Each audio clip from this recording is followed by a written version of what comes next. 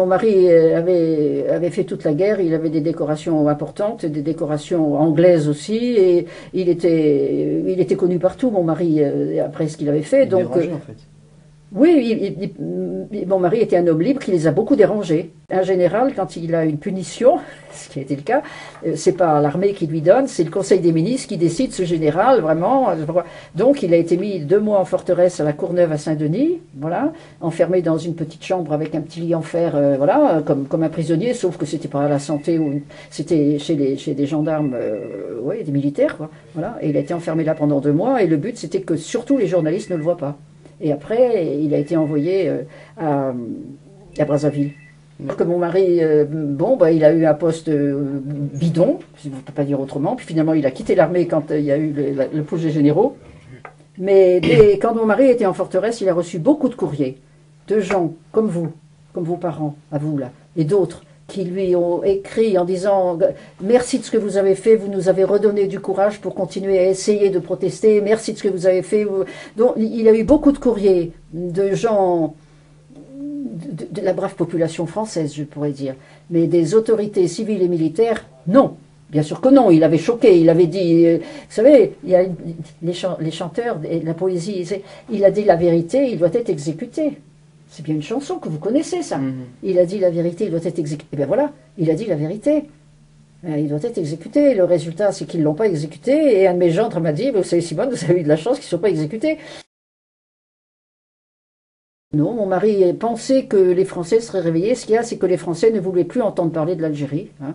Et donc, quand les jeunes, en revenant, étaient tellement traumatisés de ce qu'ils avaient vu, ou de ce qu'ils avaient entendu, ou de ce qu'ils savaient, même s'ils n'avaient jamais été appelés à tourner la manivelle de la magnéto, ils savaient tous, et donc ils sont rentrés très très perturbés parce que ils n'avaient rien dit, donc ils avaient une mauvaise conscience, ou bien tout simplement quand on fait une razzia dans la Mechta, ils rentrent en donnant des grands coups de pied, il y a les sacs de riz de la dame, enfin de la femme qui habite là, on donne un grand coup de couteau dans le sac de riz et dans le sac de sucre, tout part par terre, et puis voilà, c'est pas de la torture.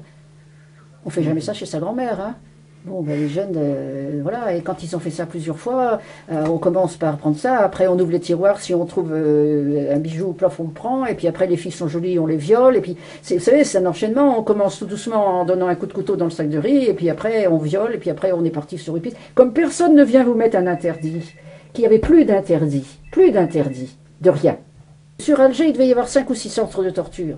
Et en plus, il y avait les DOP. Les DOP, c'est enfin, ça veut dire le groupe qui fait les interrogatoires. Or, ce groupe de DOP, de défense de l'organisation, de je sais pas quoi, enfin, il y a toujours des noms qui ne correspondent complètement neutres, qui ne correspondent pas à la brutalité de la réalité. Et les DOP étaient un groupe qui était chargé de faire les interrogatoires de suspects. Mais qu'est-ce que c'est qu'un suspect? Ça peut être vous, ça peut être moi, ça peut être n'importe qui est là et qui aurait pu être là. Le suspect, c'est le civil qui passe. Et donc, on va l'interroger par les moyens les plus brutaux. Bien sûr, ça existe. Et si le régiment ne le fait pas lui-même, il l'envoie au DOP. Et le DOP, il passe son temps avec des garçons, hein, qui sont transformés en tortionnaires, malgré eux. Bien sûr, je ne dis pas que de temps en temps, il n'y a pas des gens qui sont dévoyés, quoi. Il y a des sadiques. Des sadiques, il y en a partout. Bon, mais il n'y avait pas que ça. Il y a des garçons de votre âge, je vous dis, qui ont été contraints de faire ça parce que ils ont eu un lavage de cerveau et l'ambiance, et puis on leur montre toutes les horreurs que le FLN a fait, parce que le FLN a fait des horreurs, il ne faut pas oublier non plus, fait des horreurs sur des Français, en éventrant des femmes enceintes, en massacrant des populations algériennes qui n'étaient pas du FLN, mais du MNA, c'était donc Ferhat Abbas. Donc il y a eu des horreurs épouvantables, mais les horreurs du FLN ne justifient en rien les horreurs que le peuple français a fait. Et ils ne peuvent pas parler de tout ce qu'ils ont vu. Ils ont vraiment, moi je vois des gens, la première fois où j'ai participé à un débat public, c'était à Saint-Nazaire, à l'appel de 2 associations, dont le Mouvement de la Paix. Et donc c'était dans une salle, comme ça, et je demande aux personnes qui m'avaient demandé de venir, mais vous connaissez tous les gens qui étaient là? C'était plein. Non, on ne connaît personne, c'était tous des gens avec des cheveux blancs. Ah bon, c'était des anciens d'Algérie.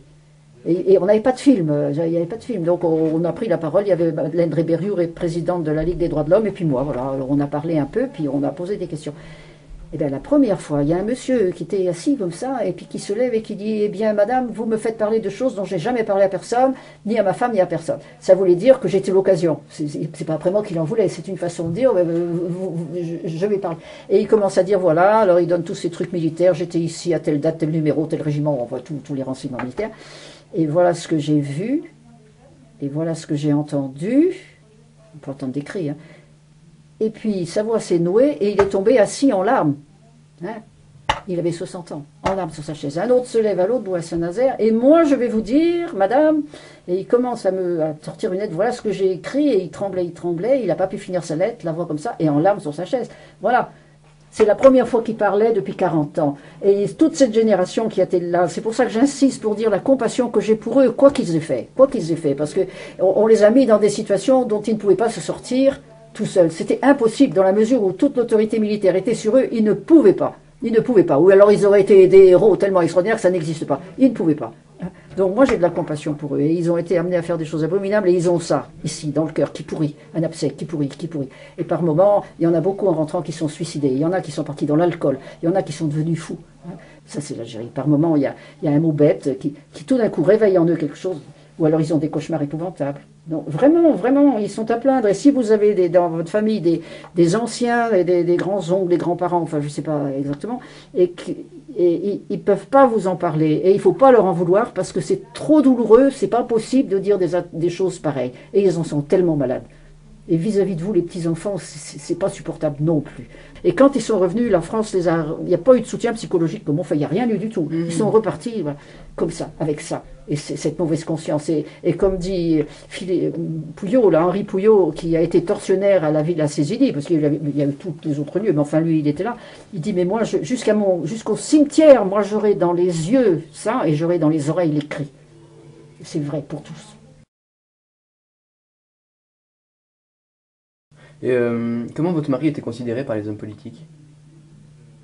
Mon mari, quand mon mari a pris sa position, les hommes politiques ne voulaient surtout pas le voir, et l'armée ne voulait surtout pas le voir. Donc, quand il a fait cette lettre pour dire parce qu'il avait été voir Monsieur Lacoste, qui donc représentait la France en Algérie, pour protester contre la façon dont avaient été traités des jeunes Algériens de votre âge, sur le secteur où mon mari faisait la pacification, et donc les services de mon mari les avaient administrés en leur donnant des cartes d'identité, des choses comme ça, et on est venu le chercher en disant venez voir, et sur le talus, là, il y avait 7 jeunes comme vous, qui étaient passés à la mitraillette et les papiers que les bureaux de mon mari leur avaient donnés déchirés sur le ventre. Ça, mon mari a piqué une colère magistrale, il a remonté toute l'échelle, il était que général 2 étoiles, hein, et il a remonté toutes les autorités au-dessus de lui, et il est arrivé dans le bureau de M. Lacoste, représentant la France, et Lacoste, dans une colère noire de protestation, et Lacoste lui dit, écoutez, Bollardière, hein, arrêtez de faire des histoires, et laissez travailler les parachutistes de Massu. Tous les hommes politiques savaient, tout le monde savait, mais tout le monde affirmait qu'il ne savait pas. M. Guy Mollet est allé à la tribune en disant que si par hasard il y avait un cas de torture ou de mauvais traitement, ce serait abominable, parce que la France était le pays des droits de l'homme. Il mentait comme un arracheur de dents, parce qu'on sait par Germaine Tillon que ces placards dans les ministères, regorgés de dossiers, les rappelés témoignent, les scouts témoignent, je sais pas quoi témoignent, enfin, les gens qui revenaient de là, des garçons de votre âge, et qui revenaient et qui étaient tellement choqués de ce qu'ils avaient vécu, qu'ils racontaient ce qu'ils avaient vu ou ce qu'ils avaient été amenés à regarder, éventuellement à participer, mais vraiment contraints et forcés, et ça sortait de partout. Mais le gouvernement a été d'une hypocrisie totale et a fait comme s'il ne se passait rien. Et ils ont couvert tout, ils ont tout couvert, l'armée aussi, les responsables de l'armée aussi. Et quand le pouvoir politique français s'est défaussé vraiment sur l'armée en donnant à l'armée les pouvoirs de justice, les pouvoirs de répression, en leur donnant les pleins pouvoirs, vraiment jusqu'aux soldats, j'ai pas de mépris pour le soldat, mais jusqu'au dernier gradé, si vous voulez, le soldat à la base, il avait le droit de vie ou de mort sur tout Algérien qui était là et qui, d'après lui, n'aurait pas dû être là. Parce qu'il y a eu la torture, mais il y a eu aussi les massacres, il y a eu aussi les corvées de bois où on tuait les gens, il y a eu aussi des razzias et on tuait tout le monde, hommes, femmes, enfants. Bon, il y a eu des horreurs abominables. Abominables. Mais quel intérêt l'État avait de cautionner la torture ? Eh bien parce qu'ils pensaient qu'avec la violence, ils allaient réussir à empêcher le désir des Algériens d'être indépendants et d'arrêter ça. Et quel intérêt avait l'État de faire oublier cette guerre et la torture ? Parce qu'elle n'avait pas la main propre, hein. C'était pas à son honneur. En plus qu'au niveau de l'ONU, il y avait des protestations pour que ça s'arrête, et la France a perdu son honneur, et le gouvernement en donnant tous les pouvoirs à l'armée, et en couvrant tout et en faisant l'amnistie. Donc on a tout amnistié en bloc, sauf mon mari. Et donc il y a eu amnistie sur ce qui s'est passé pour la bataille d'Alger, amnistie sur ce qui s'est passé en Algérie, amnistie pour tous les crimes abominables de l'OAS, l'organisation de l'armée secrète, qui un jour tuait tous les facteurs, le lendemain toutes les femmes de ménage, le surlendemain tous les épiciers, je sais pas, c'était l'horreur. Et ils ont fini, l'OAS, en brûlant la bibliothèque de la faculté d'Alger.